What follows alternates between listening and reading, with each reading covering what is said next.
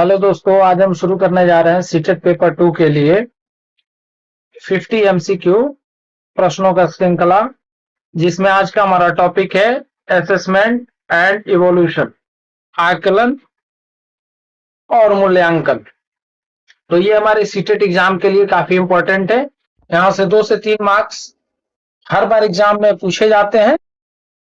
तो चलिए आइए, ये आपको सीडीपी, फिर आपके लैंग्वेज और सब्जेक्ट तीनों जगह आपको हेल्प करता है, तो इसको बहुत अच्छे से पढ़ना है। तो चलिए आइए शुरू करते हैं। आज के सेशन का हमारा फर्स्ट क्वेश्चन है, सतत और व्यापक मूल्यांकन CCE का मुख्य उद्देश्य क्या है? ऑप्शन नंबर ए हमारा केवल छात्रों के ज्ञान का मूल्यांकन करना, केवल छात्रों के ज्ञान का मूल्यांकन करना। ऑप्शन नंबर बी हमारा रटने की क्षमता जांच करना। ऑप्शन नंबर सी हमारा विद्यालयी शिक्षा के पूरे समय में बच्चे के संज्ञानात्मक, भावनात्मक और शारीरिक पक्षों का सतत विकास एवं मूल्यांकन करना। ऑप्शन नंबर डी है केवल बोर्ड परीक्षा के अंक सुनिश्चित करना। तो चलिए बताइए, सतत और व्यापक मूल्यांकन का मुख्य उद्देश्य क्या है? तो सतत और व्यापक मूल्यांकन का मुख्य उद्देश्य है ऑप्शन नंबर स, यानी विद्यालय शिक्षा के पूरे समय में बच्चे के संज्ञानात्मक, भावनात्मक और शारीरिक पक्षों का सतत विकास एवं मूल्यांकन करना है। क्या कहलाता है? सतत और व्यापक मूल्यांकन। चलिए चलते हैं अपने नेक्स्ट क्वेश्चन नंबर 2 के तरफ। अधिगम के लिए आकलन, असेसमेंट फॉर लर्निंग, मुख्य रूप से किस पर केंद्रित होता है? ऑप्शन नंबर ए है हमारा शिक्षण प्रक्रिया के दौरान छात्रों की कठिनाइयों की पहचान और सुधार करना। ऑप्शन नंबर बी हमारा सत्र के अंत में ग्रेड या अंक प्रदान करना। ऑप्शन नंबर सी हमारा छात्रों के बीच रैंकिंग तय करना। ऑप्शन नंबर डी हमारा मानकीकृत परीक्षा आयोजित करना।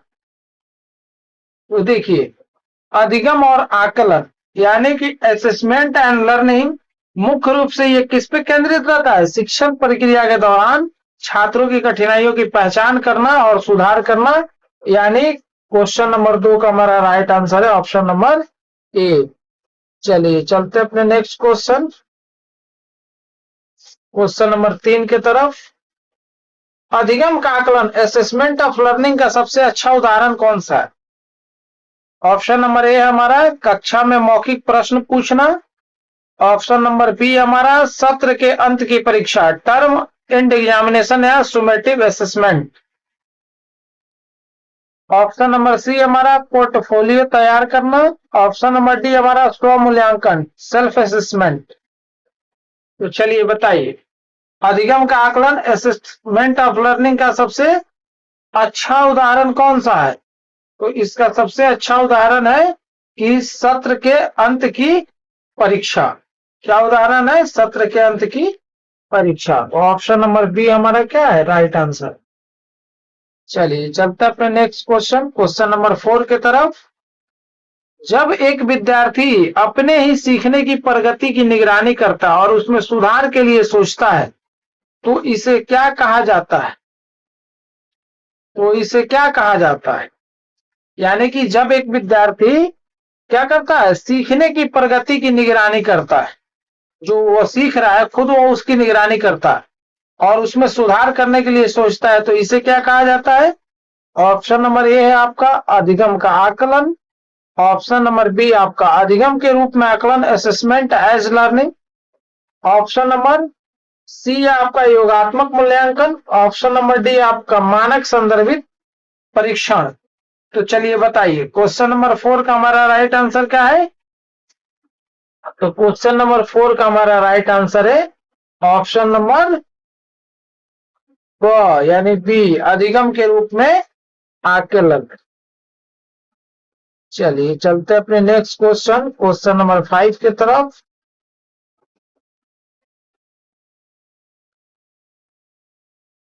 पोर्टफोलियो का प्राथमिक उपयोग क्या है?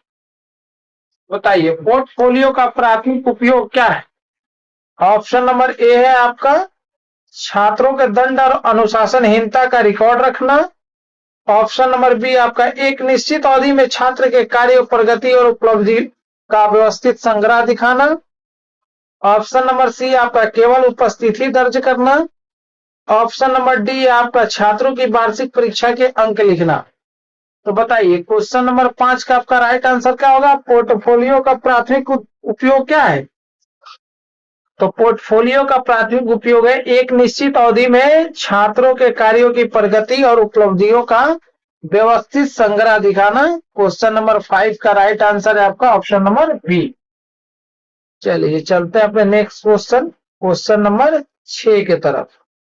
निदानात्मक परीक्षण डायग्नोस्टिक असेसमेंट का मुख्य उद्देश्य क्या होता है?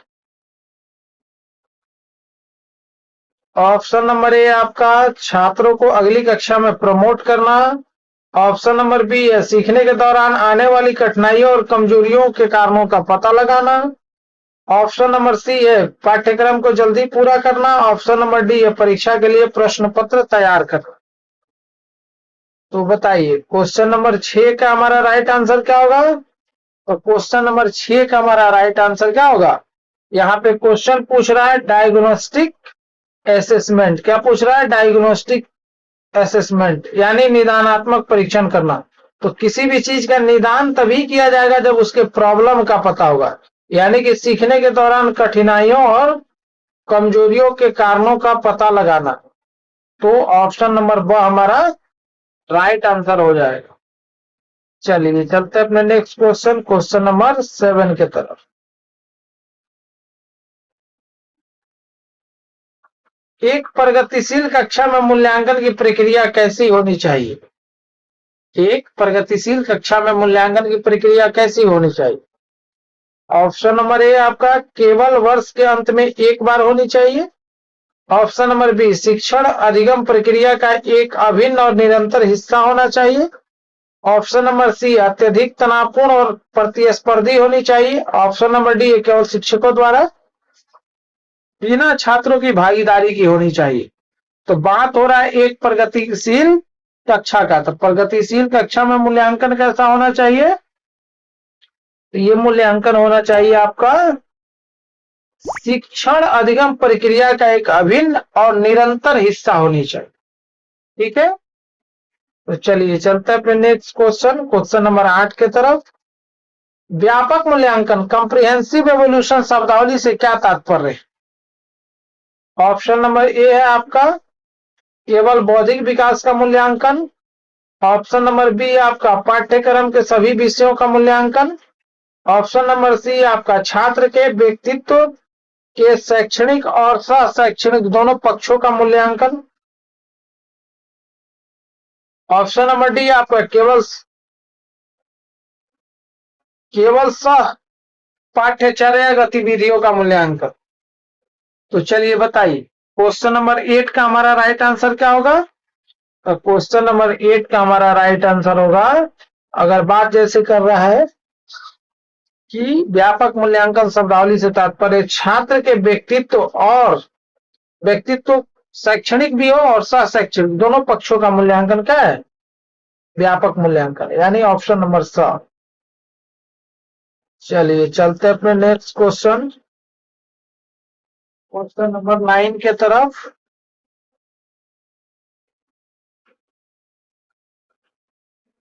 निम्नलिखित में कौन सा मूल्यांकन का रूप नहीं है? ऑप्शन नंबर ए आपका रचनात्मक फॉर्मेटिव, योगात्मक सुमेटिव। ऑप्शन नंबर सी आपका मानक संदर्भित नॉर्म रिफरेंसेड। ऑप्शन नंबर डी आपका निष्क्रिय संस्मरण पैसिव मेमोराइजेशन। चलिए बताइए क्वेश्चन नंबर 9 का हमारा राइट आंसर निम्नलिखित में कौन सा मूल्यांकन का रूप कौन नहीं है इन चारों में? तो मूल्यांकन का कौन सा रूप नहीं होगा? तो ये नहीं होगा पैसिव मेमोराइजेशन। इसका मतलब हो गया कि निष्क्रिय संस्मरण। चलिए चलते हैं अपने नेक्स्ट क्वेश्चन, क्वेश्चन नंबर 10 की तरफ। तो चलिए आइए देखते हैं।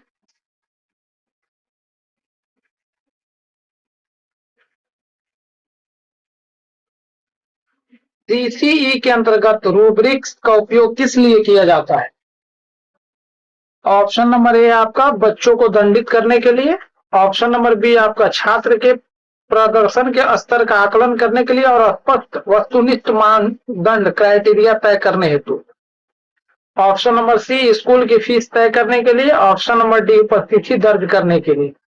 तो बताइए सीसीई के अंतर्गत रूब्रिक्स का उपयोग किस लिए किया जाता है? तो रूब्रिक्स का उपयोग आपको पता है इसके लिए किया जाता है। तो ये किया जाता है छात्र के प्रदर्शन के स्तर का आकलन और स्पष्ट और वस्तुनिष्ठ मानदंड तय करने के लिए। ठीक है, ऑब्जेक्टिव क्राइटेरिया तय करने के लिए सीसीई का उपयोग किया जाता है। चलिए चलते हैं अपने नेक्स्ट क्वेश्चन नंबर 11 की तरफ। मानकीकृत परीक्षण स्टैंडर्डाइज्ड टेस्ट की मुख्य सीमा क्या है? ऑप्शन नंबर ए आपका यह सभी बच्चों के व्यक्तिगत अंतरों को आसानी से दर्शाते हैं। ऑप्शन नंबर बी आपका ये बच्चों की रचनात्मकता और विस्तृत क्षमताओं का सही आकलन करने में विफल हो सकते हैं क्योंकि ये अक्सर एक आकार सभी के लिए दृष्टिकोण अपनाते हैं। ऑप्शन नंबर सी आपका ये बहुत सस्ते होते हैं। ऑप्शन नंबर डी इसमें कोई त्रुटि नहीं होती है। ऑप्शन नंबर डी है आपका इसमें कोई त्रुटि नहीं होती। चलिए बताइए क्वेश्चन नंबर 11 का राइट आंसर क्या है? मानकीकृत परीक्षण की मुख्य सीमा क्या है? तो मानकीकृत परीक्षण की मुख्य सीमा क्या हो जाएगी? यह बच्चों के रचनात्मकता और विस्तृत क्षमताओं का सही आकलन करने में विफल हो सकते हैं। अगर हम किसी एक चीज का स्टैंडर्ड अगर तय कर दे तो हो सकता है कि उस स्टैंडर्ड पे बहुत सारे बच्चे फुलफिल नहीं कर पाए। क्यों? क्योंकि सभी बच्चों की बुद्धि लब्धि समान नहीं होती है, हर के अंदर समान क्षमता नहीं होती है। ठीक है, तो ये विफल हो सकता है। चलिए चलते हैं अपने नेक्स्ट क्वेश्चन नंबर 12 की तरफ।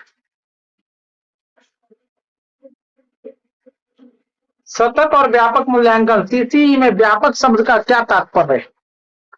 ऑप्शन नंबर ए आपका केवल बौद्धिक विकास। ऑप्शन नंबर बी छात्र के विकास के सभी आयाम शैक्षणिक, शैक्षणिक, शारीरिक, भावनात्मक और सामाजिक। ऑप्शन नंबर सी आपका केवल शारीरिक विकास। ऑप्शन नंबर डी आपका केवल परीक्षा के अंक। तो देखिए सबसे पहले आप ऐसे भी इस क्वेश्चन का आंसर डायरेक्ट क्या कर सकते हैं? ऑप्शन नंबर बी कर सकते हैं।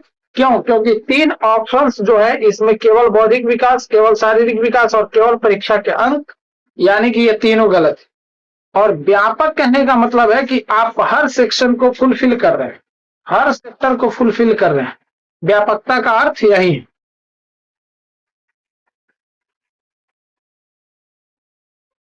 चलिए चलते अपने नेक्स्ट क्वेश्चन नंबर 13 की तरफ। रचनात्मकता आकलन फॉर्मेटिव असेसमेंट का मुख्य उद्देश्य क्या होता है? ऑप्शन नंबर ए है आपका ग्रेड और अंक तय करना। ऑप्शन नंबर बी आपका सीखने की प्रक्रिया में सुधार लाना और छात्रों की कमियों का समय पर निदान करना। ऑप्शन नंबर सी आपका स्कूल से निष्कासित करना। ऑप्शन नंबर डी आपका बोर्ड परीक्षा की तैयारी करना। तो चलिए बताइए क्वेश्चन नंबर 13 का राइट आंसर हमारा क्या है? तो इसका राइट आंसर है ऑप्शन नंबर बी, सीखने की प्रक्रिया में सुधार लाना और छात्रों की कमियों का समय पर निदान करना। चलिए चलते हैं नेक्स्ट क्वेश्चन नंबर 14 की तरफ। योगात्मक मूल्यांकन सुमेटिव असेसमेंट की प्रकृति कैसी होती है? ऑप्शन नंबर ए है आपका निर्णयात्मक जजमेंटल। ऑप्शन नंबर बी है सुधारात्मक करेक्टिव। ऑप्शन नंबर सी है केवल स्व मूल्यांकन self assessment. Option number D आपका अनौपचारिक अनऑफिशियल असेसमेंट। तो बताइए क्वेश्चन नंबर 14 का राइट आंसर क्या होगा? तो इसका right answer option number A, यानी कि जजमेंटल असेसमेंट निर्णयात्मक होता है। क्या योगात्मक मूल्यांकन की प्रकृति कैसी होती है? निर्णयात्मक होता है। ठीक है, यानी कि जजमेंटल होता है। चलिए चलते हैं अपने नेक्स्ट क्वेश्चन नंबर 15 की तरफ। उपलब्धि परीक्षण अचीवमेंट टेस्ट का निर्माण मुख्य रूप से किस उद्देश्य में किया जाता है? ऑप्शन नंबर ए आपका यह देखने के लिए छात्रों ने एक निश्चित शिक्षण विधि में कितना ज्ञान या कौशल अर्जित किया है। ऑप्शन नंबर बी आपका छात्र की बुद्धि मापने के लिए। ऑप्शन नंबर सी आपका छात्र का मनोवैज्ञानिक परीक्षण के लिए। ऑप्शन नंबर सी आपका नौकरी देने के लिए। तो चलिए बताइए क्वेश्चन नंबर 15 का हमारा राइट आंसर क्या होगा? उपलब्धि परीक्षण यानी अचीवमेंट टेस्ट क्या दर्शाता है? यह दर्शाता है कि छात्र ने एक निश्चित अवधि में यानी कि निश्चित अवधि में कितना ज्ञान या कौशल अर्जित किया है। इस क्वेश्चन का हमारा right answer option number A. चलिए चलते हैं अपने नेक्स्ट क्वेश्चन, क्वेश्चन नंबर 16 की तरफ। विद्यार्थियों की सहयोगात्मक कोलैबोरेटिव क्षमताओं का आकलन करने के लिए सबसे उपयुक्त पद्धति कौन सी है? ऑप्शन नंबर ए है हमारा बहुविकल्पीय वस्तुनिष्ठ परीक्षा। ऑप्शन नंबर बी हमारा समूह परियोजनाएं और सहकर्मी मूल्यांकन पीर असेसमेंट। ऑप्शन नंबर सी हमारा व्यक्तिगत मौखिक परीक्षा। ऑप्शन नंबर डी हमारा बंद अंत वाले प्रश्न। तो चलिए बताइए क्वेश्चन नंबर 16 का हमारा राइट आंसर क्या होगा? तो क्वेश्चन नंबर 16 का हमारा right answer option number B यानी कि समूह परियोजनाओं और सहकर्मी मूल्यांकन।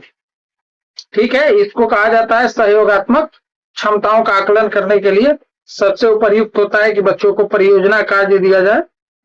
चलिए चलते हैं नेक्स्ट क्वेश्चन, क्वेश्चन नंबर 17 की तरफ। सहकर्मी मूल्यांकन पीर असेसमेंट से छात्रों को क्या लाभ होता है? ऑप्शन नंबर ए वे केवल दूसरों की गलतियां निकालते हैं। ऑप्शन नंबर बी वे आलोचनात्मक चिंतन, सामाजिक कौशल और अपने स्वयं के काम को बेहतर विश्लेषण करना सीखते हैं। ऑप्शन नंबर सी उन्हें अध्ययन करने की आवश्यकता नहीं होती। ऑप्शन नंबर डी वे शिक्षकों के काम का बोझ बढ़ाते। देखिए क्वेश्चन नंबर 17 में आप देखिएगा तो बहुत सारे जैसे ये केवल दूसरों की गलतियां निकालते हैं, नेगेटिव सेंटेंस है, खत्म।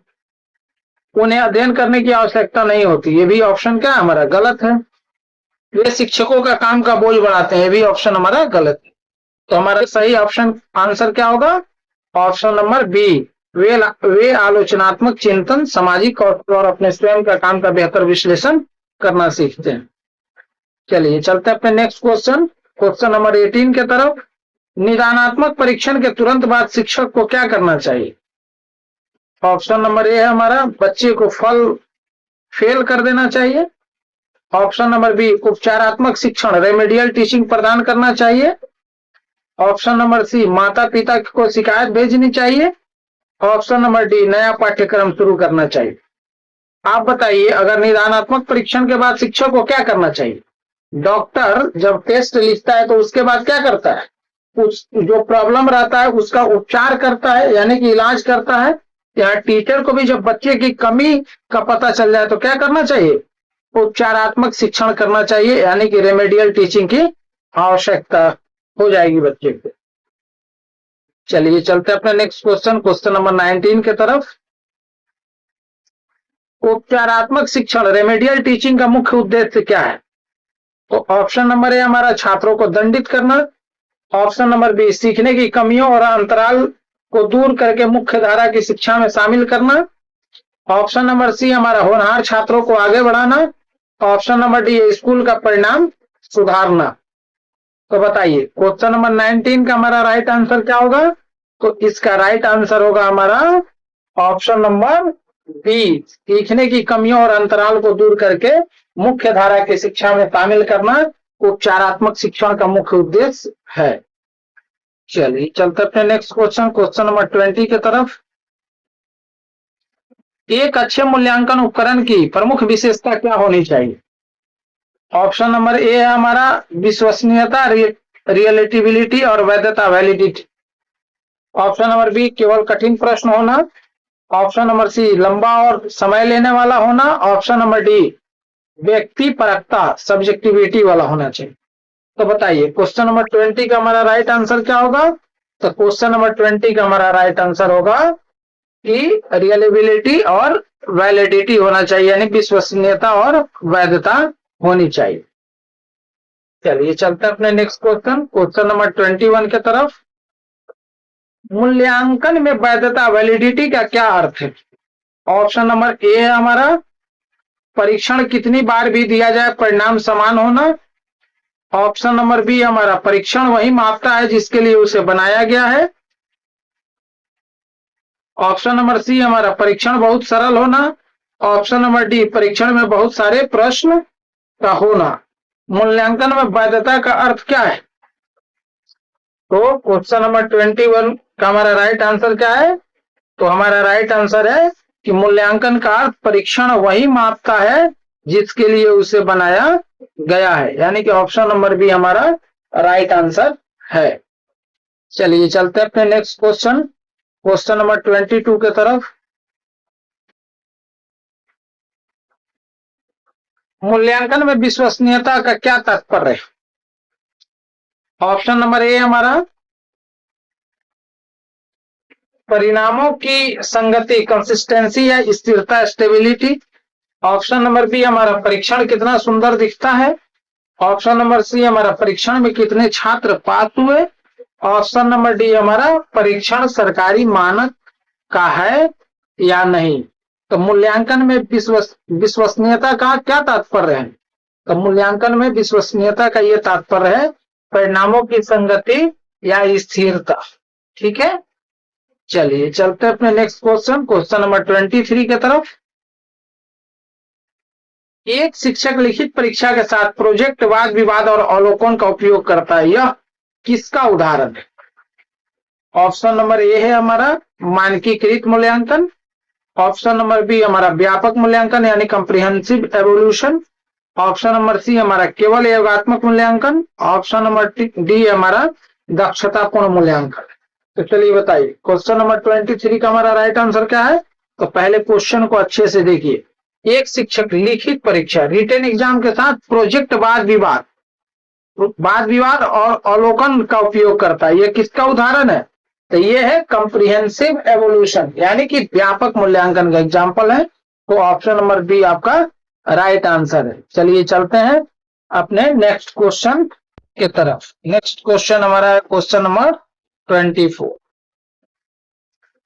एनसीएफ 2005 के अनुसार विद्यालयी मूल्यांकन प्रणाली कैसी होनी चाहिए? आपको बताना है कि एनसीएफ 2005 के अकॉर्डिंग विद्यालयी मूल्यांकन प्रणाली कैसी होनी चाहिए। तो ऑप्शन नंबर ए हमारा भय और तनाव पैदा करने वाली। ऑप्शन नंबर बी रटने की प्रवृत्ति को बढ़ावा देने वाली।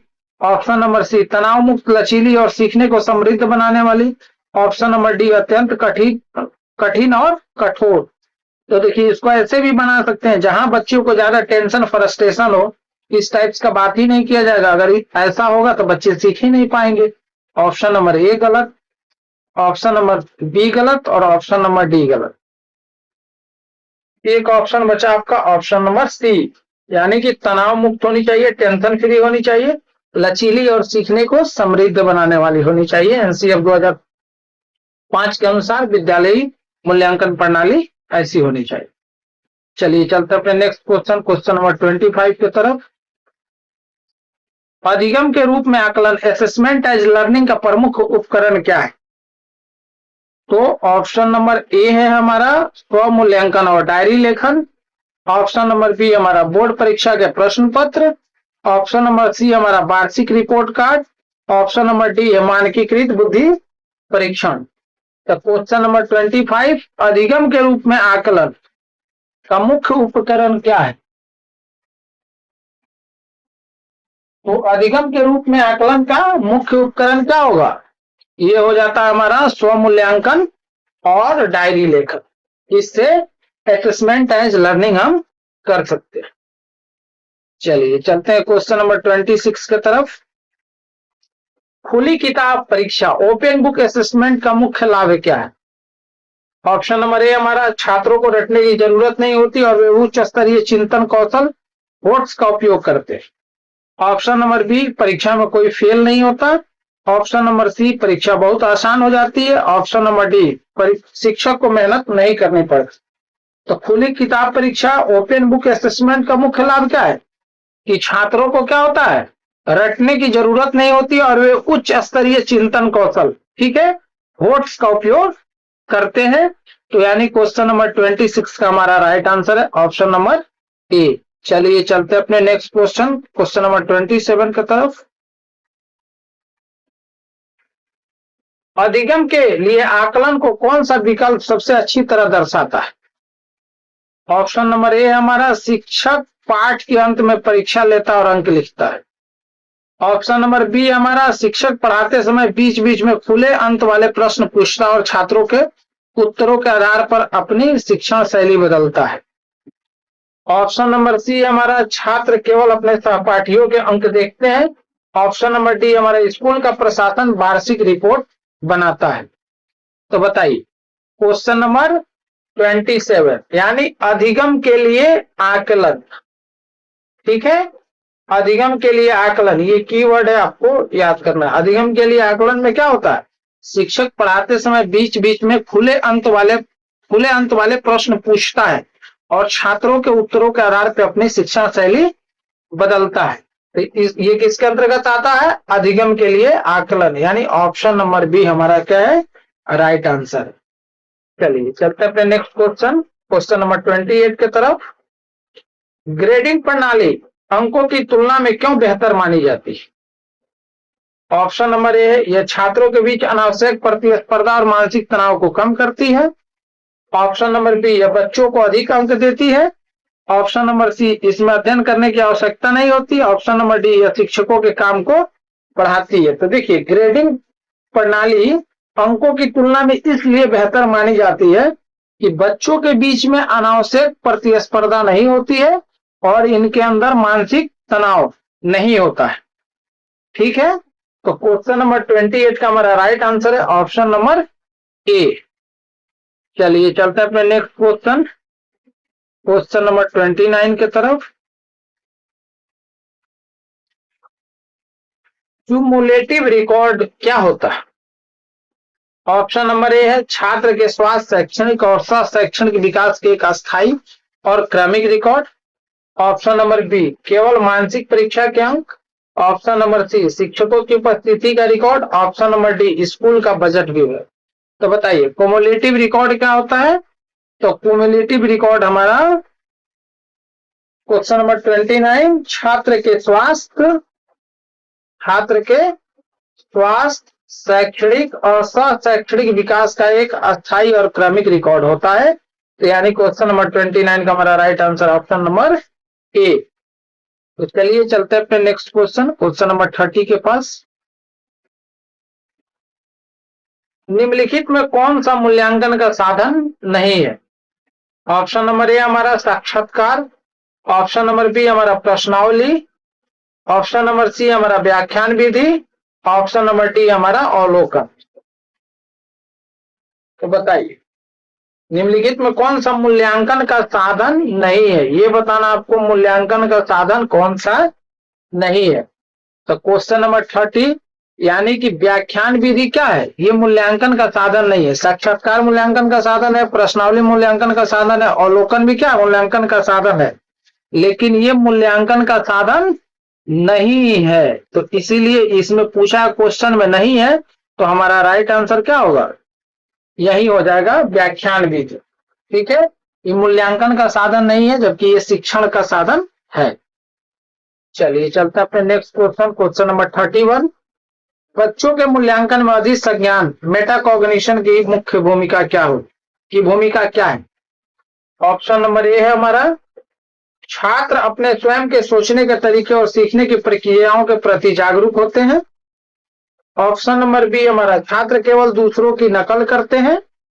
ऑप्शन नंबर सी हमारा, छात्र बिना सोचे समझे उत्तर देते हैं। ऑप्शन नंबर डी, इसका मूल्यांकन से कोई लेना देना नहीं है। तो बताइए क्वेश्चन नंबर 31, पहले इस क्वेश्चन को अच्छे से समझिए आप। बच्चों के मूल्यांकन में अधिक संज्ञान मेटाकॉग्निशन की भूमिका क्या है। तो बच्चों के मूल्यांकन में मेटाकॉग्निशन की भूमिका क्या होती है, ये होती है कि छात्र अपने स्वयं के सोचने के तरीकों और सीखने की प्रक्रियाओं के प्रति क्या होते हैं, जागरूक होते हैं। तो क्वेश्चन नंबर 31 का हमारा राइट आंसर क्या हो जाएगा, ऑप्शन नंबर ए। चलिए चलते हैं अपने नेक्स्ट क्वेश्चन, क्वेश्चन नंबर 32 पर। स्कूल आधारित मूल्यांकन एसबीए का मुख्य लाभ क्या है, यानी कि स्कूल बेस्ड असेसमेंट, एसबीए का मतलब हो गया स्कूल बेस्ड असेसमेंट का मुख्य लाभ क्या है। ऑप्शन नंबर ए है हमारा, यह बाहरी परीक्षाओं के दबाव को कम करता है और विद्यार्थियों को उनकी कक्षा के माहौल में स्वाभाविक आकलन करता है। ऑप्शन नंबर बी हमारा यह पूरी तरह से पक्षपाती होता है। ऑप्शन नंबर सी है हमारा इसमें कोई मानदंड नहीं होता। ऑप्शन नंबर डी हमारा इसमें छात्रों को बिना पढ़े पास किया जाता है। तो एसबीए का मुख्य लाभ क्या है? एसबीए का मुख्य लाभ यह है कि यह बाहरी परीक्षाओं के दबाव को कम करता है और विद्यार्थियों को विद्यार्थियों का उनकी अपनी कक्षा के माहौल में स्वाभाविक आकलन करता है, यानी कि रियल असेसमेंट करता है। तो क्वेश्चन नंबर 32 का हमारा राइट आंसर क्या हो जाएगा? तो हमारा राइट आंसर है ऑप्शन नंबर ए। चलिए चलते हैं अपने नेक्स्ट क्वेश्चन, क्वेश्चन नंबर 33 के तरफ। एक शिक्षक अपने छात्रों की त्रुटियों का विश्लेषण क्यों करता है? ऑप्शन नंबर ए है हमारा यह छात्रों को दंडित करने के लिए। ऑप्शन नंबर बी यह समझने के लिए कि छात्र किन अवधारणाओं में भ्रमित और शिक्षण में कहां सुधार की आवश्यकता है। ऑप्शन नंबर सी छात्रों की क्लास में बेइज्जती करने के लिए। ऑप्शन नंबर डी केवल रिपोर्ट भरने के लिए। तो एक शिक्षक को अपने छात्रों की त्रुटियों का विश्लेषण क्यों करता है? तो छात्र त्रुटि की विश्लेषण क्यों करेगा शिक्षक? छात्रों की त्रुटि का विश्लेषण क्यों करता है? तो यह समझने के लिए कि छात्र किन अवधारणाओं में भ्रमित और शिक्षण में कहां सुधार की आवश्यकता है, यानी कि हमारा option number B right answer हो जाएगा। तो चलिए चलते हैं अपने नेक्स्ट क्वेश्चन, क्वेश्चन नंबर 34 के तरफ। मानदंड संदर्भित परीक्षण क्राइटेरियन रेफरेंसेड टेस्ट का मुख्य उद्देश्य क्या होता है? तो ऑप्शन नंबर ए है हमारा यह मापना कि छात्र ने एक निश्चित अधिगम मानक या कौशल को किस सीमा तक प्राप्त किया है। ऑप्शन नंबर बी हमारा छात्रों की आपस में रैंकिंग तय करना। ऑप्शन नंबर सी कक्षा में शीर्ष 10 छात्रों को चुनना। ऑप्शन नंबर डी केवल ग्रेड बांटना। तो चलिए बताइए क्वेश्चन नंबर 34 का हमारा राइट आंसर क्या होगा? तो क्वेश्चन नंबर 34 का हमारा राइट आंसर है कि मानदंड संदर्भित परीक्षण का क्या अर्थ है? यह मापना कि छात्र ने एक निश्चित अधिगम मानक या कौशल को किस सीमा तक प्राप्त किया है। तो हमारा राइट आंसर हो जाएगा ऑप्शन नंबर ए। चलिए चलते हैं अपने नेक्स्ट क्वेश्चन, क्वेश्चन नंबर 35 के तरफ। मानक संदर्भित परीक्षण नॉर्म रेफरेंसेड टेस्ट का उपयोग कहां किया जाता है? ऑप्शन नंबर ए हमारा छात्रों की एक दूसरे से तुलना करने और उनकी रैंकिंग या प्रतिशत तय करने में। ऑप्शन नंबर बी केवल उपचारात्मक शिक्षण में। ऑप्शन नंबर सी स्वयं मूल्यांकन में। ऑप्शन नंबर डी रूब्रिक्स बनाने में। तो क्वेश्चन नंबर 35 का हमारा राइट आंसर क्या है? नॉर्म रेफरेंसेड टेस्ट का उपयोग कहां किया जाता है? तो इसका उपयोग किया जाता है छात्रों की एक दूसरे से तुलना करने और रैंकिंग या प्रतिशत तय करने में। तो हमारा राइट आंसर है ऑप्शन नंबर ए। चलिए चलते हैं अपने नेक्स्ट क्वेश्चन, क्वेश्चन नंबर 36 के तरफ। पोर्टफोलियो में किस प्रकार के कार्य शामिल होने चाहिए? ऑप्शन नंबर ए हमारा केवल सर्वश्रेष्ठ कार्य। ऑप्शन नंबर बी केवल सबसे खराब कार्य। ऑप्शन नंबर सी छात्र के विकास को दर्शाने वाले विविध प्रकार के कार्य। ऑप्शन नंबर डी केवल शिक्षकों के नोट्स। तो देखिए इस क्वेश्चन को हम ऐसे ही बना सकते हैं, केवल ऑप्शन गलत, केवल ऑप्शन गलत, केवल ऑप्शन हमारा गलत, यानी एक ऑप्शन बचा आपका ऑप्शन नंबर सी, यानी पोर्टफोलियो में किस प्रकार के कार्य शामिल होने चाहिए? तो पोर्टफोलियो में होने चाहिए छात्र के विकास को दर्शाने वाले विविध कार्य, यानी कि ऑप्शन नंबर सी हमारा क्या है? Right answer.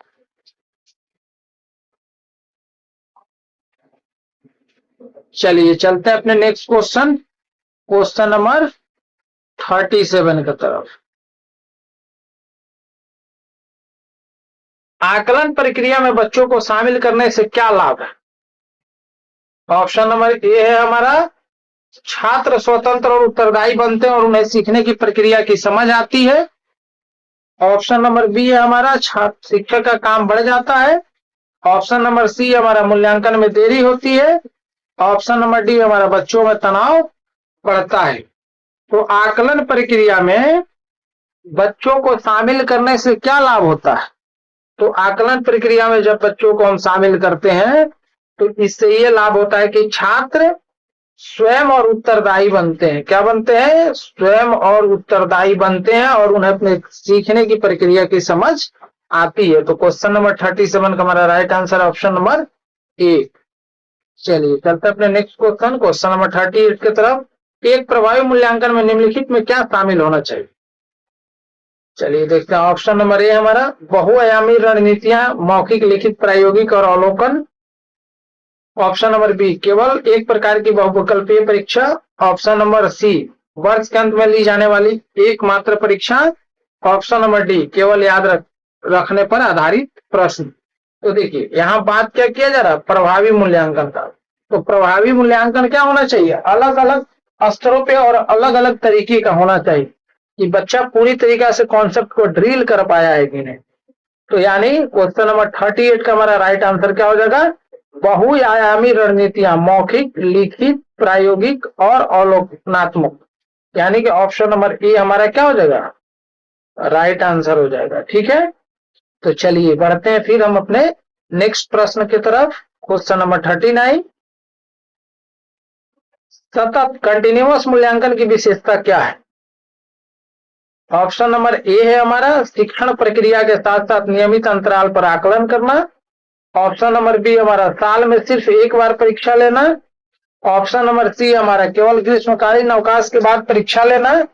Option number D हमारा छात्रों को बिना परीक्षा के अगली कक्षा में भेजना। सतत मूल्यांकन, देखिए क्वेश्चन, सबसे पहले क्वेश्चन समझना जरूरी है। जैसे यहाँ किसका बात किया जा रहा है? सतत मूल्यांकन यानी कि कंटिन्यूअस असेसमेंट। तो शिक्षण प्रक्रिया के साथ साथ नियमित अंतराल पर आकलन को क्या कहा जाता है? सतत मूल्यांकन। यानी कि क्वेश्चन नंबर 39 का आपका राइट आंसर हो जाएगा ऑप्शन नंबर ए। चलिए चलते हैं अपने नेक्स्ट क्वेश्चन नंबर 40 की तरफ। योगात्मक मूल्यांकन का उपयोग मुख्य रूप से किसके लिए किया जाता है? तो ऑप्शन नंबर ए है हमारा प्रमाण पत्र देने, ग्रेड तय करने और शैक्षणिक उपलब्धि के स्तर का अंतिम निर्णय लेने के लिए। ऑप्शन नंबर बी हमारा शिक्षण के दौरान कमियों को सुधारने के लिए।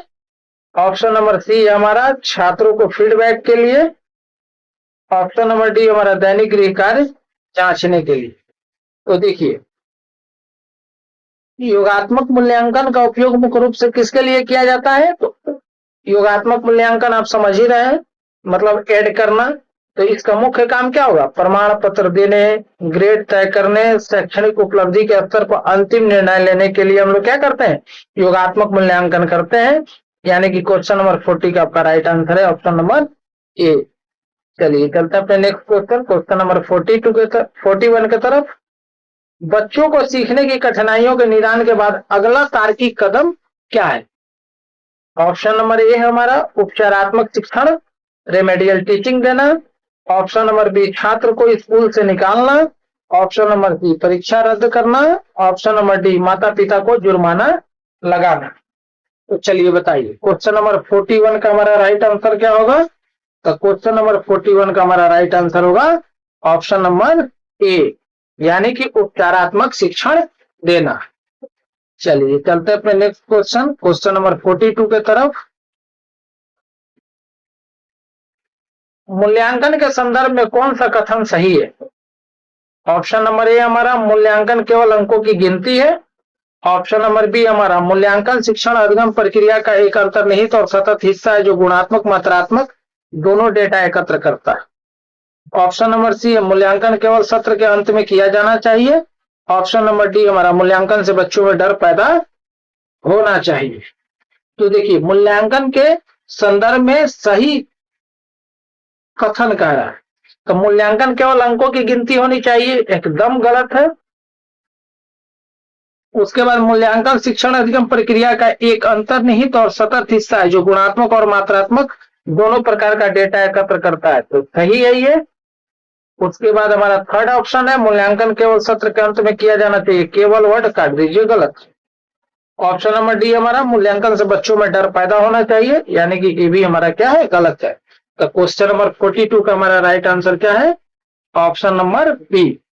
सीटेट के एग्जाम में आपको सबसे ज्यादा ध्यान रखना है कि अगर 10 मिनट में 20 क्वेश्चन आपका सही करवा दे एमसीक्यू तो कोई फायदा नहीं।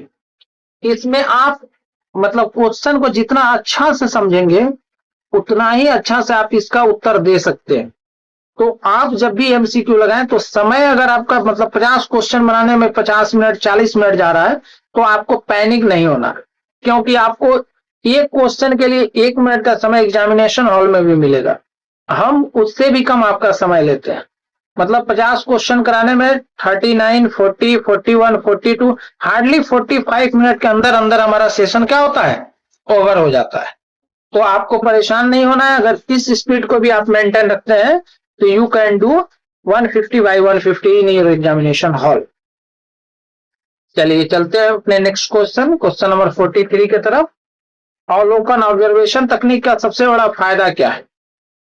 ऑप्शन नंबर ए है आपका, इसमें छात्र अपनी स्वाभाविक स्थिति में व्यवहार करते हैं जिससे उनके वास्तविक सामाजिक और व्यवहारिक कौशल का पता चलता है। ऑप्शन नंबर बी है, इसमें बहुत कम समय लगता है। ऑप्शन नंबर सी है हमारा, यह पूरी तरह से संख्यात्मक परिणाम देती है। ऑप्शन नंबर डी है, इसमें किसी प्रशिक्षण की आवश्यकता नहीं होती। तो चलिए बताइए, क्वेश्चन नंबर 43 का अवलोकन तकनीक का सबसे बड़ा फायदा क्या है? इसका सबसे बड़ा फायदा है इसमें छात्र अपनी स्वाभाविक स्थिति में व्यवहार करते हैं जिससे वास्तविक सामाजिक और व्यवहारिक कौशल का पता चलता है। तो इसीलिए हमारा राइट आंसर क्या हो जाएगा? तो हमारा राइट आंसर हो जाएगा ऑप्शन नंबर ए। क्या हो जाएगा? Option number A. चलिए चलते अपने नेक्स्ट क्वेश्चन नंबर 44 के तरफ। रूब्रिक्स का उपयोग करते समय शिक्षक को क्या ध्यान रखना चाहिए? तो ऑप्शन नंबर ए है हमारा, मानदंड स्पष्ट और छात्रों के सामने पहले से पारदर्शी होना चाहिए। ऑप्शन नंबर बी, मानदंड गुप्त होना चाहिए। ऑप्शन नंबर सी, मानदंड केवल शिक्षकों के लिए होने चाहिए। ऑप्शन नंबर डी, मानदंड हर छात्रों के लिए अलग और मनमाने होने चाहिए। तो रूब्रिक्स का उपयोग करते समय शिक्षक को क्या ध्यान रखना चाहिए कि मानदंड क्या हो?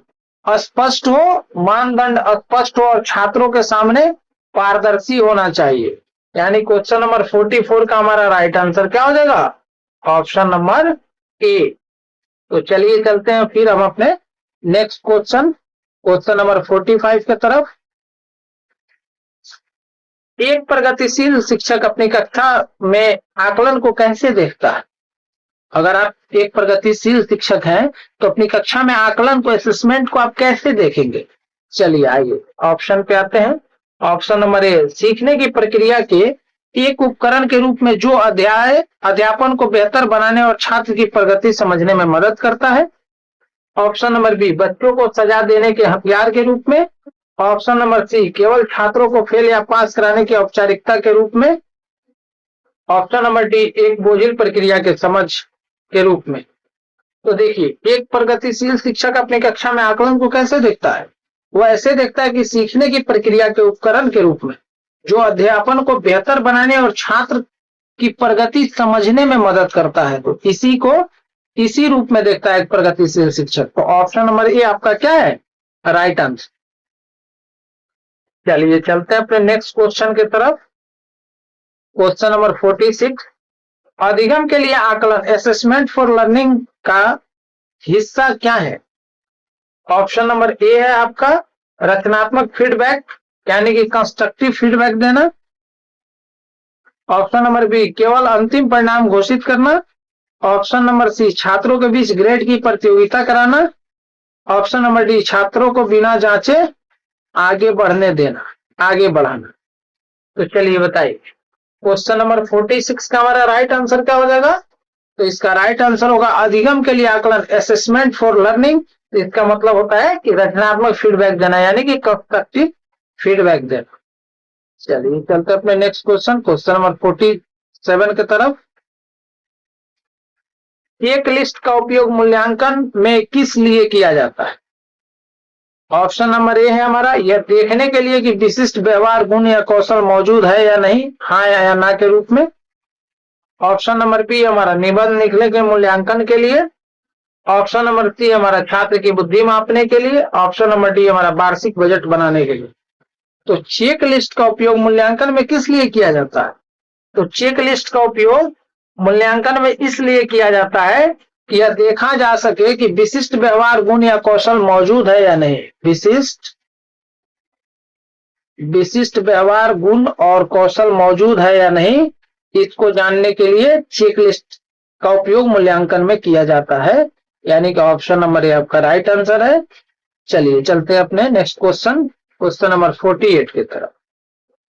रेटिंग स्केल चेक लिस्ट से किस प्रकार भिन्न है? तो ऑप्शन नंबर ए है हमारा, रेटिंग स्केल में किसी गुण की प्रदर्शन की मात्रा, तीव्रता या डिग्री को मापा जाता है। Option number B, rating scale का उपयोग केवल शिक्षक करते हैं। Option number C, rating scale अमान्य होता है। ऑप्शन नंबर डी, इसमें कोई अंतर नहीं है। तो चलिए बताइए, रेटिंग स्केल चेक लिस्ट से किस प्रकार भिन्न है? तो रेटिंग स्केल चेक लिस्ट से इस प्रकार भिन्न है कि रेटिंग स्केल में किसी गुण या प्रदर्शन की मात्रा, तीव्रता या डिग्री को मापा जाता है। यानी कि ऑप्शन नंबर ए आपका क्या है, राइट आंसर। चलिए चलते अपने नेक्स्ट क्वेश्चन नंबर 49 की तरफ। सीटीईटी परीक्षा के दृष्टिकोण से मूल्यांकन का प्रमुख केंद्र बिंदु क्या होना चाहिए? ऑप्शन नंबर ए है छात्र की रटने की क्षमता। ऑप्शन नंबर बी है छात्र की अवधारणात्मक समझ, समस्या समाधान क्षमता और सर्वांगीण विकास। ऑप्शन नंबर सी, केवल हैंडराइटिंग की सुंदरता। ऑप्शन नंबर डी, स्कूल का नाम रोशन करना। तो देखिए, सीटीईटी परीक्षा के दृष्टिकोण से मूल्यांकन का मुख्य केंद्र बिंदु क्या है? तो मूल्यांकन का मुख्य केंद्र बिंदु है कि छात्र की अवधारणात्मक समझ, समस्या समाधान क्षमता और सर्वांगीण विकास। यानी कि ऑप्शन नंबर बी इसका राइट आंसर है। चलिए चलते हैं अपने नेक्स्ट क्वेश्चन और आज के सेशन के लास्ट प्रश्न, क्वेश्चन नंबर 50 की तरफ। एक छात्र गणित की अवधारणा को समझने में बार बार गलती कर रहा है, शिक्षक को क्या करना चाहिए? अब देखिए क्वेश्चन को पहले समझिए। छात्र क्या है, गणित की अवधारणा यानी कॉन्सेप्ट को समझने में बार बार गलती कर रहा है, शिक्षक को क्या करना चाहिए? चलिए आइए इसका ऑप्शन लिखते हैं। ऑप्शन नंबर 1 है गलती के कारणों का निदान, डायग्नोस करके लक्षित उपचारात्मक शिक्षण देना चाहिए। ऑप्शन नंबर बी है छात्र को डांटना चाहिए। ऑप्शन नंबर सी है गणित विषय छोड़ने की सलाह देनी चाहिए। ऑप्शन नंबर डी, उसे पूरी कक्षा के सामने दंडित करना चाहिए। देखिए एक एग्जाम्पल हम देते हैं, जैसे कि आप बीमार हैं और आप डॉक्टर के पास गए, ठीक है, फिर मतलब आपकी बीमारी को डॉक्टर समझ लेता है तो क्या करता है? आपकी बीमारी को समझने के बाद क्या करता है? आपको बताता है कि क्या क्या नहीं खाना है, कैसे बचना है, और फिर आपकी बीमारी को कम करने के लिए क्या करता है? डायग्नोस करता है, दवाई देता है। तो उसी तरह जब एक छात्र बार बार गलती करता है, वो गणित हो, साइंस हो, कोई भी सब्जेक्ट से, तो टीचर को क्या करना चाहिए? गलती के कारणों का निदान करके लक्षित उपचारात्मक शिक्षण देना चाहिए। ठीक है, तो क्वेश्चन नंबर 50 का राइट आंसर है आपका ऑप्शन नंबर ए। ठीक है, गलती के कारणों का निदान करके लक्षित उपचारात्मक शिक्षण देना चाहिए। आज का हमारा जो 50 क्वेश्चन का सेशन था यहीं पे खत्म होता है। अगर आप फर्स्ट टाइम व्यूअर हैं या फर्स्ट टाइम इस वीडियो को देख रहे हैं तो आप जा करके प्लेलिस्ट में बाकी सभी वीडियोज को देखें। 6 सितंबर को जब सीटेट होगा तो आपको समझ में आएगा कि ये वीडियोज आपके लिए कितने हेल्पफुल रहे। तो चलिए मिलते हैं फिर नेक्स्ट वीडियो में, तब तक के लिए बाय बाय।